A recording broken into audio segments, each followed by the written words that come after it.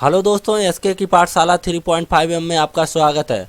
दोस्तों, आप पढ़ रहे हैं प्रश्नावली 1.2 क्वेश्चन नंबर 5, जिसमें दिया गया जांच कीजिए कि क्या प्राकृत संख्या n के लिए संख्या 6 से n अंक 0 पर समाप्त हो सकती है। तो दोस्तों, सबसे पहले क्या करते हैं, 6 से n के गुणनखंड कर लेते हैं। 6 से n के अभाज्य गुणनखंड दोस्तों क्या होंगे, अभाज्य गुणनखंड होंगे 2 इंटू 3 इंटू n। तो दोस्तों आप लोगों को पता है जो संख्या शून्य पर समाप्त होती है वो 2 इंटू 5 इंटू n के रूप में होती है। ऐसा क्यों होता है दोस्तों, क्योंकि 2 इंटू 5 का मतलब होता है 10, 2 पंचे 10। और आप जानते हैं कि जब भी हम किसी संख्या में 10 का गुणा करते हैं तो वो संख्या शून्य पर ही समाप्त होती है। तो हम कह सकते हैं जो भी संख्याएं शून्य पर समाप्त होंगी उनमें दो चीज़ें अवश्य आपको, दो अंक अवश्य आपको देखने को मिलेंगे मल्टीप्लाई में, 2 और 5। अगर 2 और 5 की जोड़ी नहीं मिलती है गुणनखंड में, अभाज्य गुणनखंडों में, तो वो संख्या शून्य पर समाप्त नहीं होगी। ये बात दोस्तों याद रखना है।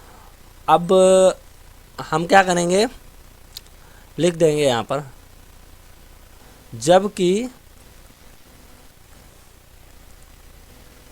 शून्य पर समाप्त होने वाली संख्याओं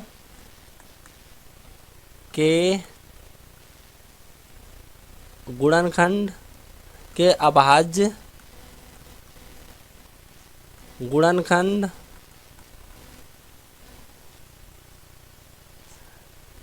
किस रूप में होता है, 2 इंटू 5 इंटू n के रूप में होते हैं। अतः 6n जो है शून्य पर समाप्त नहीं होगी।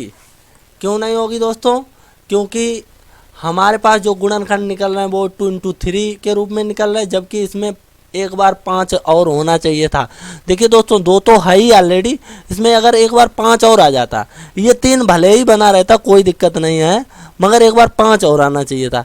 कैसे भी करके 10 होना चाहिए था अंदर, और फिर कोई भी संख्या होता, मतलब कोई भी अंक होता चल जाता, कोई दिक्कत नहीं, कोई संख्या होती चल जाती, मगर 2 और 5 अवश्य होना चाहिए था, वो नहीं है।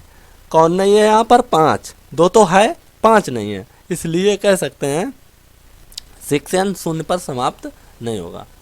ठीक है।